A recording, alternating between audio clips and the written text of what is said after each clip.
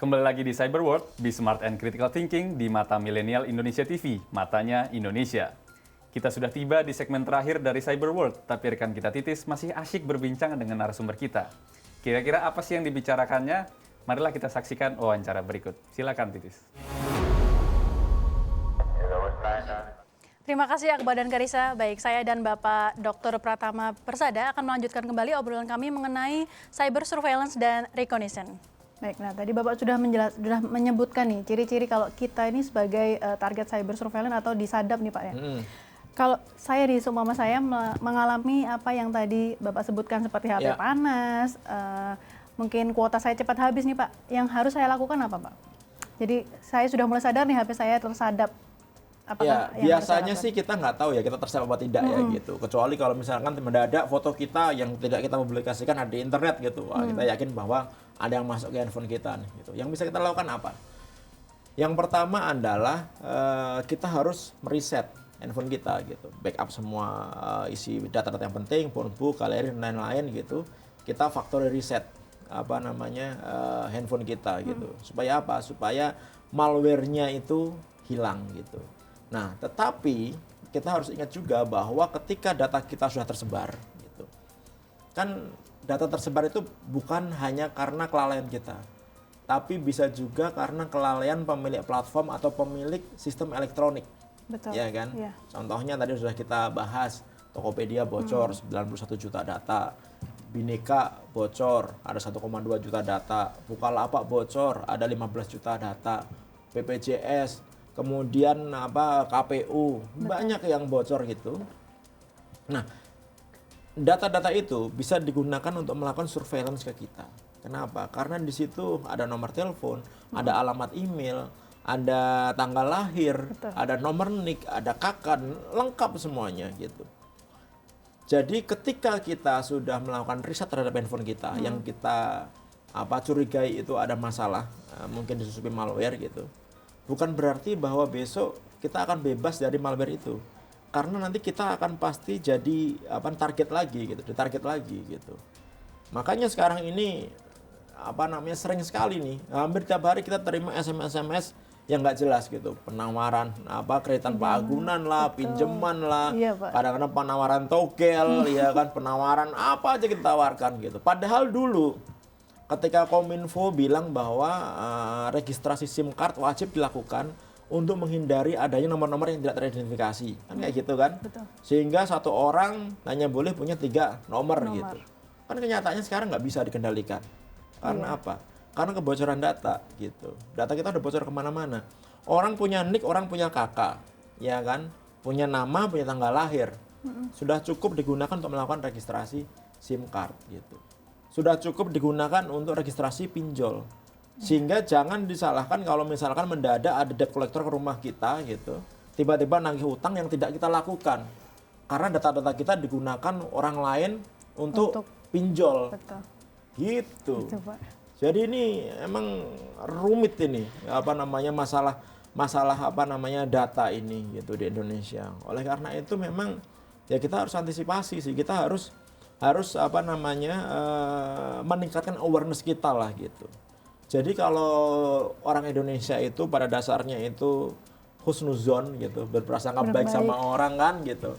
Kalau sekarang kita nggak bisa lagi karena dengan adanya kebocoran data ini, dengan banyaknya potensi ancaman dari luar gitu di bidang cyber gitu. Ya kita mulai sekarang harus suuzon gitu. Jangan menganggap bahwa apa yang masuk ke kita itu adalah informasi yang benar. Jangan menganggap informasi yang masuk ke kita itu adalah informasi yang baik gitu. Kita harus pilah-pilah benar. Kita harus ngerti benar bahwa bisa jadi ini adalah ancaman gitu, adalah tipuan gitu. Sehingga Sehingga kita bisa waspada gitu. Oleh karena itu memang kan kerjanya nggak bisa kita sendiri gitu. Kominfo, kemudian BSSN, kemudian akademisi, masyarakat, tokoh masyarakat, itu kerja sama semuanya. Menteri Pendidikan, ya kan, harus dimulai dari anak kita usia dini kalau kita mau benar-benar mencegah supaya proses pengumpulan informasi asing itu, proses penetrasi masyarakat Indonesia supaya dibelokkan etikanya gitu. Ya itu harus dari mulai anak-anak kita masih kecil. Sekarang kita lihat anak-anak umur 6 tahun aja sudah bisa buka YouTube sendiri. Betul, Pak. Ya kan? Udah bisa akses Google sendiri. Mereka udah bisa main game online sendiri itu. Ya kan? Bayangkan di internet ini kalau kita tahu ya. 95% lebih informasi yang ada di internet itu adalah informasi yang sebenarnya informasi sampah kalau saya bilang. Gitu. Jadi kalau kita nggak pilah-pilah, nggak pilih-pilih benar gitu. Yang kita dapat itu informasinya nggak benar, informasi sampah gitu. Sehingga apa? Sehingga kalau misalkan generasi muda kita jejali dengan informasi-informasi yang tidak benar, gedenya pasti nggak benar. Gitu. Baik. Nah, ini tugas bersama gitu. Selain pemerintah kita tentu wajib mengamankan data dan informasi milik Indonesia gitu, sehingga proses surveillance atau proses pencurian data dari asing itu bisa kita cegah gitu. Sekarang ini memang agak susah. Kenapa saya bilang agak susah? Kita ini sebenarnya, kalau saya bilang, kita udah dijajah gitu. Jadi informasi yang kita miliki itu sekarang sudah hampir diambil semuanya oleh asing gitu.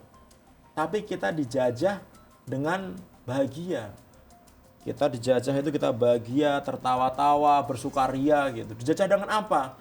Dikasih medsos gratisan, dikasih email gratisan, dikasih cloud gratisan, ya kan? Semuanya dikasih gratisan gitu.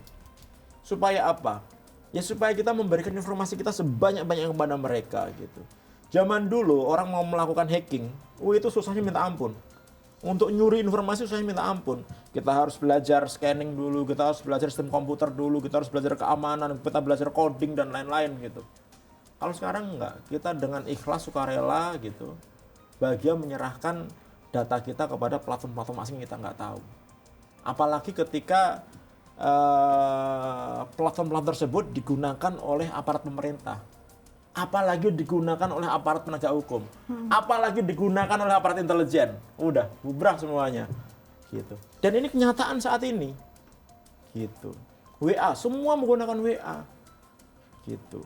Walaupun WA bilang, oh kita menggunakan pengamanan end-to-end encryption, gitu.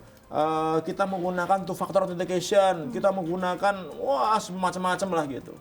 Yakin nggak kita aman itu? Siapa yang punya WA itu siapa, gitu? Facebook itu di negara mana, kan kayak gitu kan?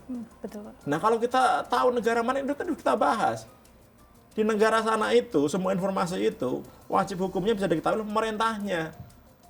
Jadi kalau kita ngomongin masalah rahasia negara, kita ngomongin masalah kebijakan politik, kita ngomongin masalah kebijakan ekonomi, yang nggak ada gunanya. Orang ngomongnya pakai WA, gimana ceritanya?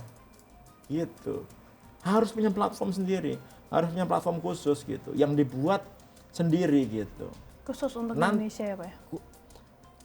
Gini, kalau bisa khusus untuk Indonesia.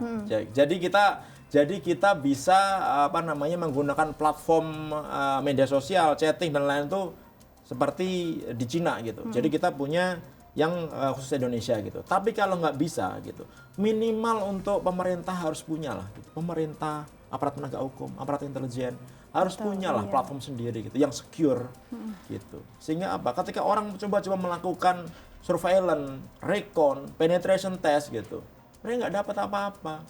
Harus ke sana arahnya gitu. Nah, sekarang ini gara-gara kita tidak memiliki itu, kita dianggap nggak sama pemilik platform itu. Nggak dianggap kita. Emang Indonesia dianggap sama Facebook? Nggak ada. Indonesia dianggap sama Twitter? Nggak ada. Gitu. Nggak dianggap kita. Gitu. Indonesia ini ketika Facebook nyari duit di Indonesia gitu. Di Indonesia ada sekitar 130 juta orang pengguna Facebook gitu. Ada 100 pengguna aktif harian gitu. Ada 86 pengguna Instagram yang itu punya Facebook juga gitu. Mereka nyari duitnya di Indonesia. Tapi kita nggak punya kemampuan untuk melakukan pembatasan pembatasan informasi negatif yang ada di platformnya mereka gitu. Sehingga setiap hari masih kita lihat ini berita hoax, ya kan, hate speech gitu, bullying dan lain-lain masih ada di platformnya mereka. Gitu. Betul. Bahkan ketika pemerintah kita harusnya memiliki whitelist itu digunakan kalau misalnya pemerintah minta kepada si pemilik platform, tolong dong akun ini dia mengganggu pemerintahan gitu karena dia membuat kegaduhan gitu.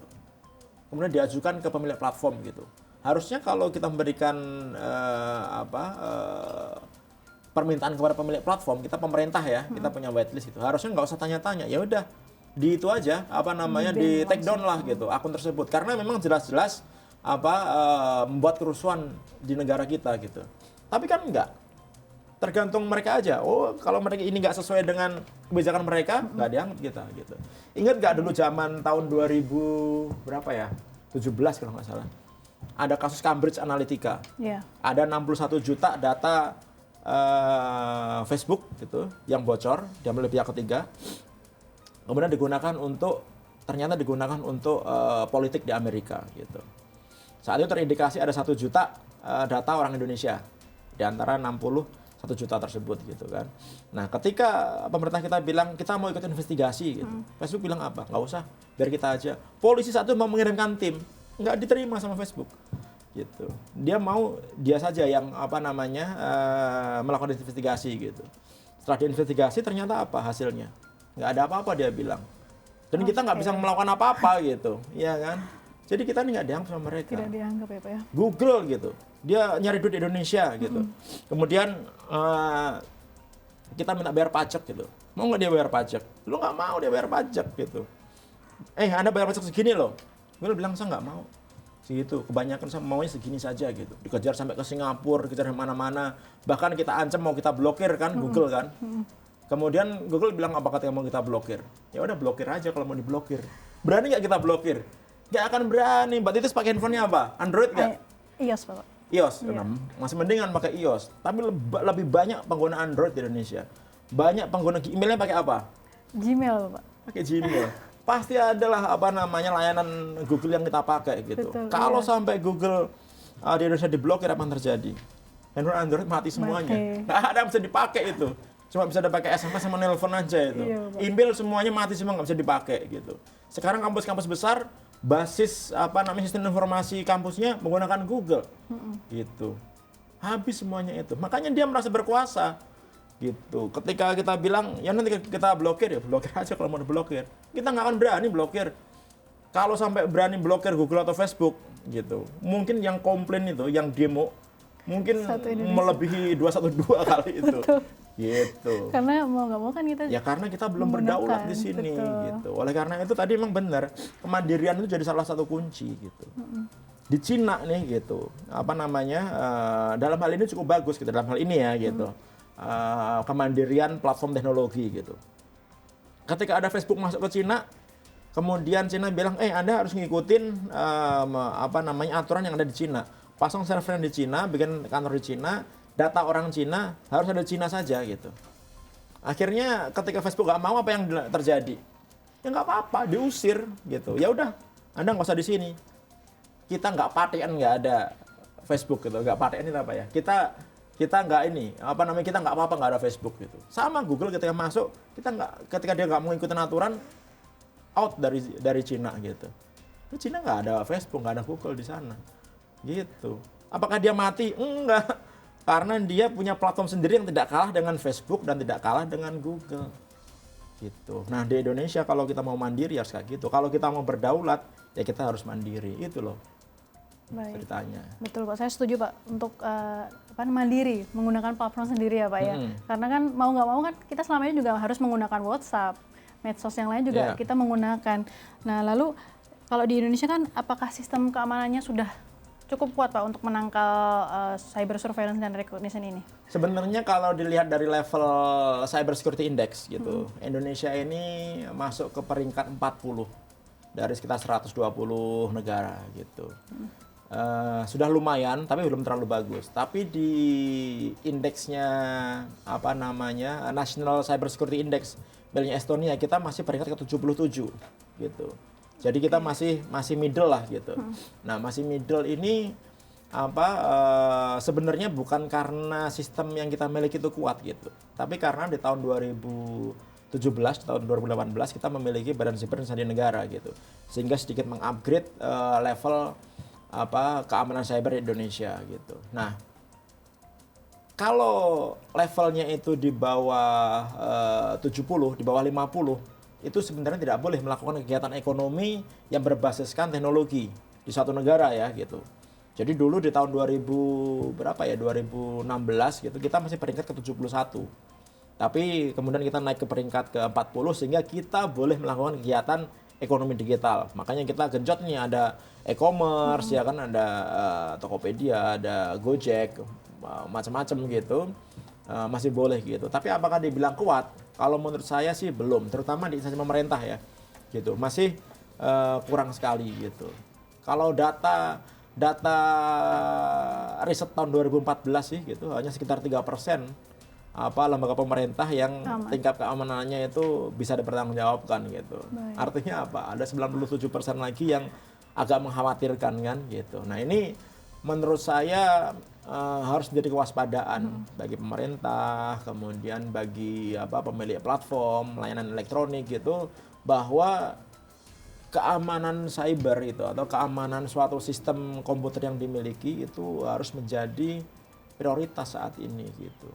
Security awareness itu harus dimiliki bukan hanya oleh orang IT gitu atau orang pengamanan gitu, tapi juga oleh pimpinan, level middle, bahkan ke seluruh anggota dalam suatu organisasi gitu. Sehingga bersama-sama mewujudkan bahwa keamanan itu memang penting gitu.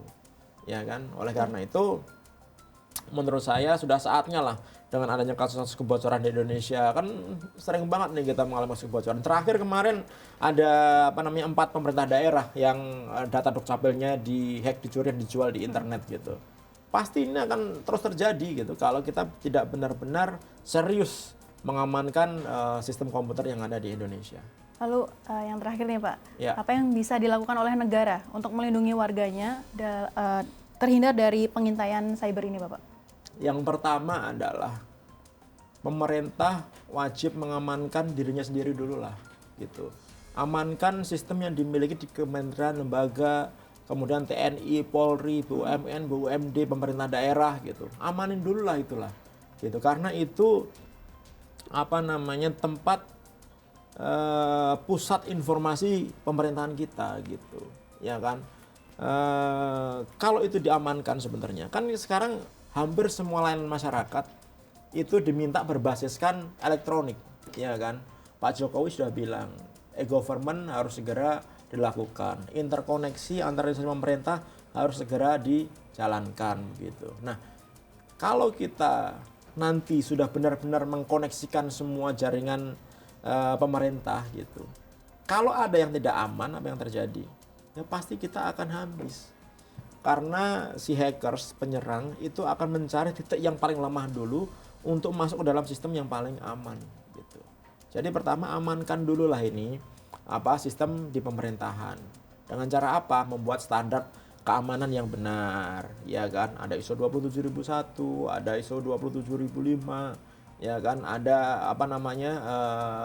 sistem standar keamanan dibuat lebih SSN, Kominfo gitu. Lakukan dulu ini yang benar. Kemudian yang kedua, pendidikan. Masyarakat kita dari usia dini harus diajari nih cara berperilaku, cara bertindak, berkehidupan yang aman di internet gitu. Karena dengan adanya kesadaran ini, dengan adanya pengetahuan ini dari masa kecil gitu, kita akan bisa membentengi diri kita gitu terhadap ancaman-ancaman yang bisa datang dari luar. Misalkan diajarkan bagaimana supaya kita bisa membatasi privasi yang ada di media sosial yang kita miliki. Bagaimana bahayanya kalau kita mengumbar sesuatu di media sosial gitu. Bagaimana ketika kita melakukan aktivitas yang melanggar hukum gitu. Nah, ini harus dilakukan sejak masa kecil gitu, ya kan? Dengan cara apa? Pendidikan, bikin kurikulum yang benar tentang masalah ini. Bikin kurikulum etika yang benar. Kan sekarang ini masalah di Indonesia selain keamanan juga masalah etika. Ingat nggak kemarin kita menjadi netizen yang paling tidak beretika di seluruh dunia gitu, iya kan? Iya, Pak. Karena semuanya merasa bahwa internet itu tempat kebebasan, kita boleh ngomong apa aja gitu. Kan nggak gitu konsepnya. Apa yang kita lakukan di dunia maya harus sama dengan apa yang kita lakukan di dunia nyata, kan kayak gitu.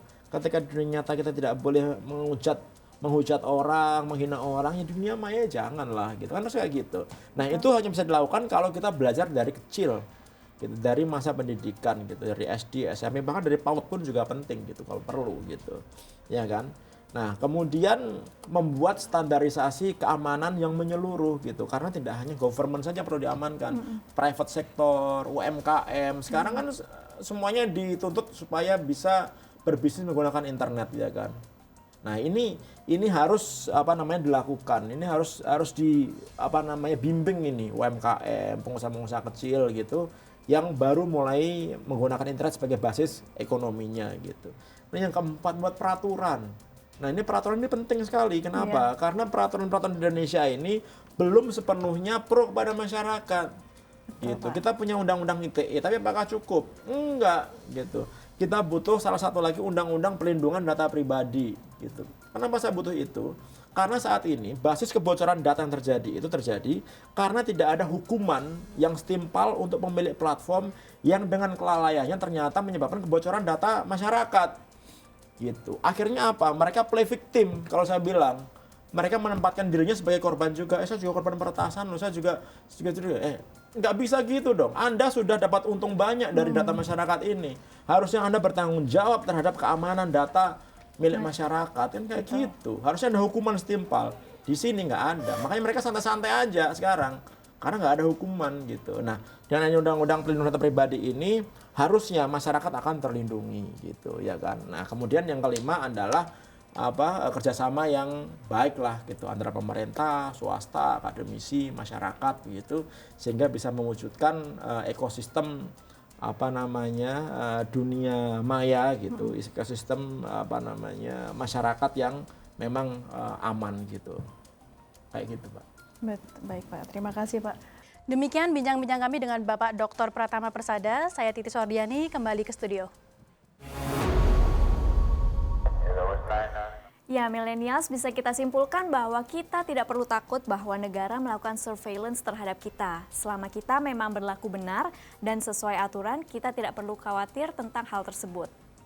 Benar banget, karena pastinya pemerintah menggunakan untuk hal yang bijak dan demi kepentingan masyarakat umum, bangsa, dan negara. Sudah terbukti kan beberapa kali kita bisa menghindari kejadian yang tidak diinginkan dan merugikan banyak orang. Dan kembali kami ingatkan, teknologi ada dan diciptakan untuk memudahkan manusia. Namun, kita dengan akal dan budi serta rasa harus bijak dalam penggunaan teknologi. Gunakan untuk kebaikan dan kemakmuran hidup orang banyak, bangsa, dan negara. Kami undur diri. Terima kasih telah menonton Cyber World. Be smart and critical thinking di Mata Milenial Indonesia TV. Matanya Indonesia.